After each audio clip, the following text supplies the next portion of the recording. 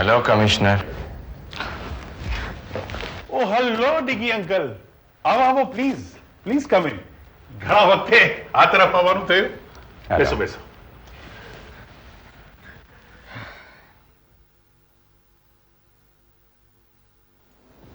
હા commissioner, London જતા પહેલા મુંબઈ આવ્યો હતો. મને થયું કે તને મળતો જાઉં. ઓહ, ધેટ્સ વેરી નાઇસ.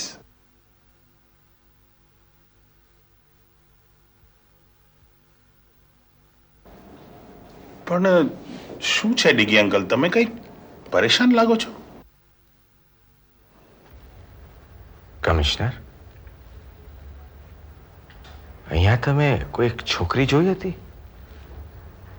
એક યંગ ગર્લ? ઓહ ડિગી અંકલ, હવે આટલી મોટી સરકારી ઓફિસમાં સેંકડો માણસો આવ જાવ કરતા હોય છે. કોઈ એક વ્યક્તિને શોધી શકવી ઇટ્સ વેરી ડિફિકલ્ટ. બટ શું છે પ્રોબ્લેમ, શું છે?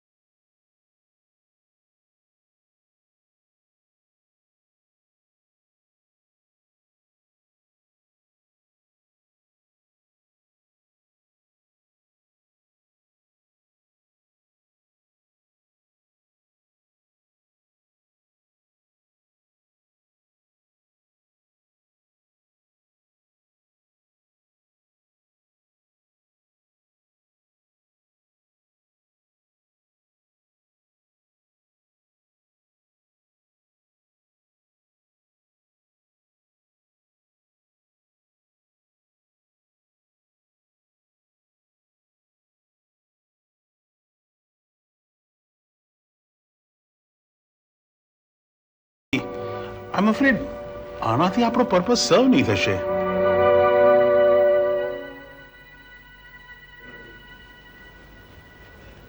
હા, એ તો હું ભૂલી જ ગયો. એના ચહેરા ઉપર પણ ભૂતકાળ રૂપી કરોળિયાના જાળા ભાજી ગયા છે. આટલા વર્ષે મને એ ચહેરાએ પાછો ભૂતકાળમાં મોકલી દીધો. એને જોતા જ મને થયું કે હું મારી શોધની એકદમ નજીક પહોંચી ગયો છું. નહીં વિપાશા, નહીં, મને કાંઈ સમજાતું નથી. અરે કામાલીના કહેવા મુજબ એણે ક્યારેય પ્રોફેશનલ મોડેલિંગ કર્યું નથી, કે નથી એણે ક્યારે કોઈ પેઇન્ટર માટે, ચિત્રકાર માટે મોડેલિંગ કર્યું. તો પછી આ ચિત્રો આવ્યા ક્યાંથી? ભાઈ એ જ તો સવાલ છે. હું ખરેખર ગૂંચવાઈ ગયો છું. કોણ?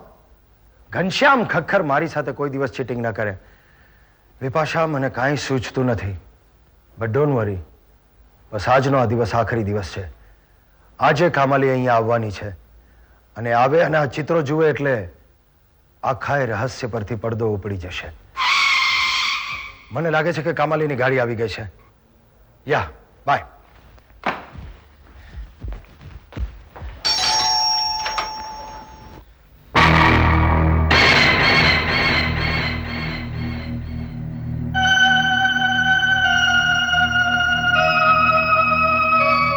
આવ્યા તમારે આંગણે, આવકાર પણ દેતા નથી.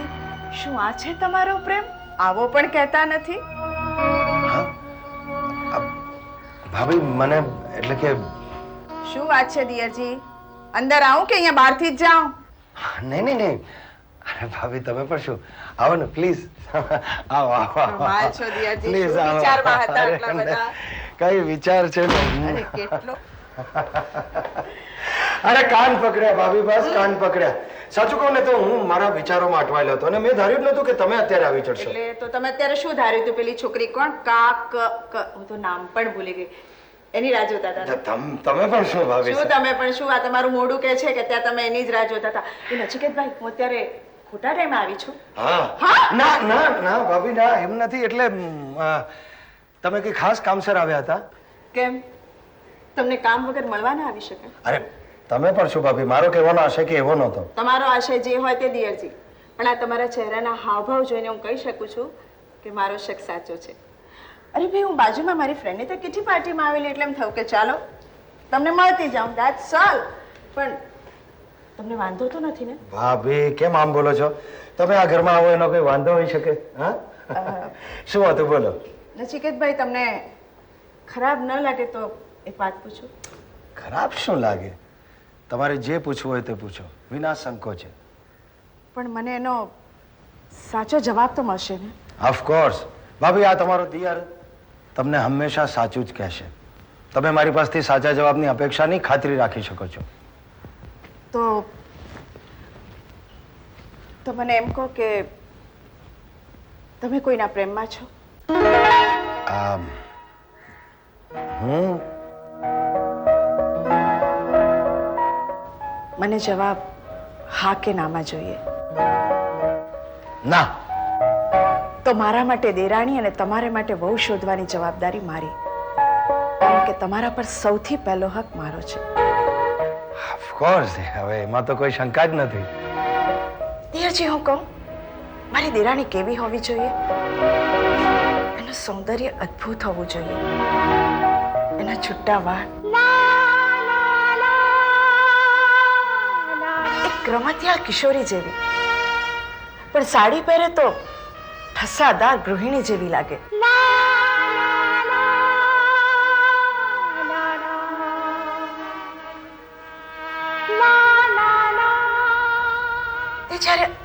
તે જ્યારે અરીસાની સામે જાય તો અરીસો દીપી ઉઠે.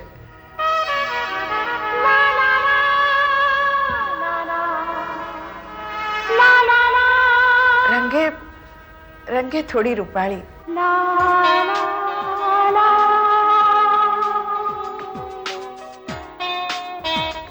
અને એવા જ ગુલાબની પાંદડી જેવા એના હોઠ હોય. ડ્રેસને બદલે સાડીમાં, હા, ડ્રેસને બદલે સાડીમાં અનેક ગણી મોહક લાગે. અને એક શેરમાં વાળ ગોથ્યા હોય. એને જોઈને વર્તમાનને પણ થંભી જવાનું મન થાય કે કદાચ ભવિષ્ય એના ચહેરા પર કરસલી બનીને ના ડોકાય. એના વિચાર માત્રથી શરણાઈના સૂર રેલાય, અને એને જોઈએ ને તો એમ થાય કે બસ જોયા જ કરીએ, જોયા જ કરીએ. દિયરજી, આવી વહુ લાવીશ તમારે માટે. માય ગોડ ભાભી, તમે તો એટલું બધું બોલી ગયા. અરે, એક જ છોકરીમાં આટલું બધું મળવું તો અશક્ય છે.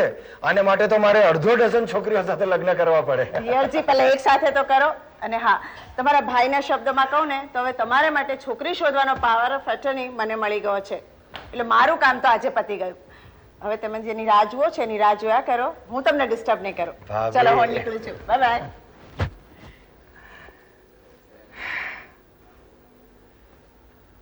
કામાલી હજુ કેમ ના આવી?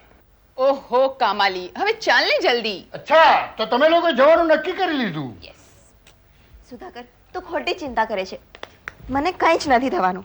તું પણ ચાલ ને સાથે. મારે નથી આવવું. એ આમ શું કરો છો સુધાકરભાઈ? ચાલો ને તમે પણ. ભાઈ, જેને જવું હોય તે જાય. હા, મારે નથી આવવું. આ બુઢ્ઢો અહીંયા જ રોકાવા માંગે છે. મારી માં. તું નહીં સુધરે. ચાલ ચાલ. અરે, આ તો ગઈ.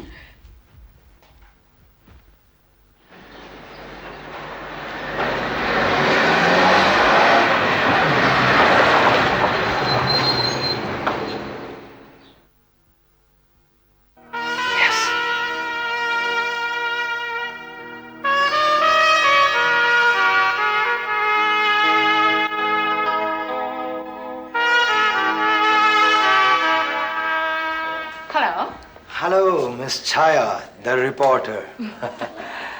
પણ તમે એકલા? મિસ કામાલી ક્યાં? તેઓ આવી જ રહ્યા છે.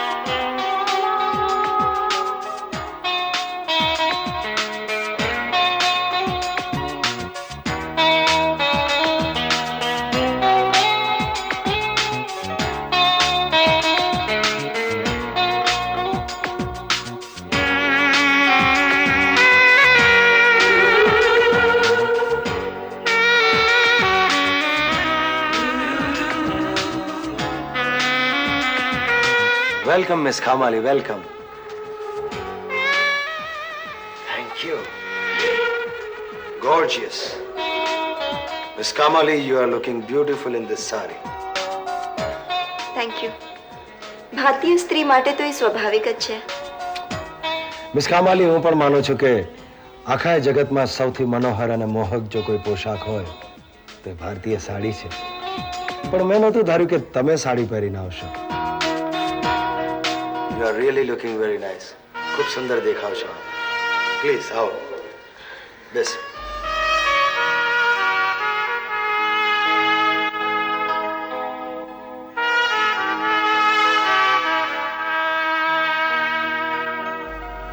એ દિવસે જો તમે કવરમાં ફોટોગ્રાફ્સ ના મૂકી ગયા હોત તો હું અહીંયા આવત પણ નહીં.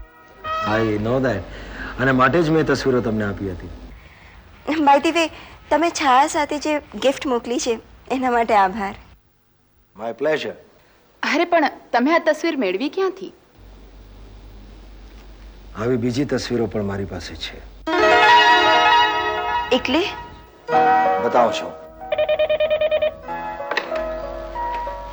Hello. Oh I see. Yes yes yes yes. અરે હું તો ભૂલી જ ગયો તો મેં એમને અપોઇન્ટમેન્ટ આપી હતી. ઠીક છે, એમને અંદર મોકલાવો. એક્સક્યુઝ મી, મારા એક મહેમાન આવ્યા છે. હું એમની સાથે મારી વાતો પતાવી લઉં. ત્યાં સુધી તમે અહીંયા આરામથી બેસો. કંઈ ચા કોફી ઠંડુ? No thank you.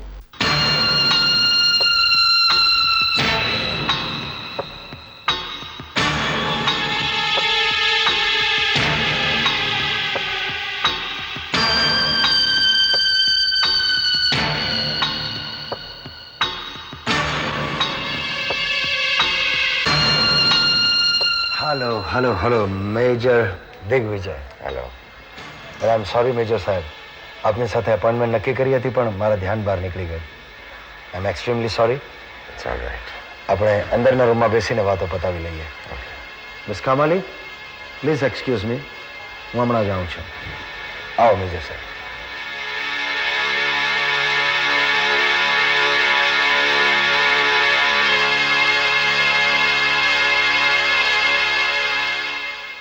પેલા મિસ્ટર નચિકેત મારી પાછળ પડ્યા હતા, પણ હવે એવું લાગે છે કે હું એમની પાછળ પડી છું. તારી વાતો સાંભળીને તો એવું લાગતું નથી, પણ મને લાગે છે કે તારો એની સાથેનો વ્યવહાર યુદ્ધનો અણસાર આપે છે. કોઈ પણ વ્યક્તિને ઓળખ્યા વગર એની સાથે આત્મીયતા તો ન જ કેળવી શકાય. And you know my nature very well. Let me be very clear, હું અહીંયા માત્ર મારી જિજ્ઞાસાને કારણે જ આવી છું. જિજ્ઞાસા તો મને તારાથી વધારે છે, પણ આ ભાઈ સાહેબ તો ફુરસતમાં લાગે છે. છાયા, તું માને કે નહીં માન, પણ મારા કોઈક ફોટોગ્રાફ ઉપરથી કોઈક ચિત્રકારે મારી એક છબી તૈયાર કરી છે, અને એ છબી પરથી તૈયાર થયેલો ફોટોગ્રાફ મિસ્ટર નચિકેત ક્યાંકથી લઈ આવ્યા છે. ભેદી માણસ લાગે છે આ. એ પોતે અને એને ત્યાં આવનારા મહેમાનો પણ. Major, you are great. સાચું કહો મેજર, આપણી પહેલી મુલાકાત છે પણ મને જરા એવું નથી લાગતું. Anyway, let's talk business. Major સાહેબ, તમારી જે આબુ ખાતેની પ્રોપર્ટી છે Chauhan estate, as you know, મને ખરીદવામાં રસ છે. તમે જે મને ફાઇલ અને ડોક્યુમેન્ટ્સ જગ્યાના મોકલાવ્યા હતા એ તો મળી ગયા છે, અને એ મેં મારા એડવોકેટ્સને આપ્યા છે સ્ટડી કરવા માટે. પણ મેજર સાહેબ, શક્ય હોય તો હું પોતે પર્સનલી એ જગ્યા જોવા માંગુ છું. પણ મારે તો અહીંયાથી સીધા લંડન જવાનું છે, so immediately it would not be possible. I see. તમે પાછા ક્યારે આવો છો? I am not too sure, પણ લગભગ એકાદ મહિનો થઈ જાય. ઓહો, ઠીક છે. તો એક મહિનામાં હું મારી પણ તૈયારીઓ કરી લઈશ અને ત્યારબાદ તમારો કોન્ટેક્ટ કરીને તમને મળવા આબુ આવી જઈશ. Okay. Nice meeting you major once again. My pleasure.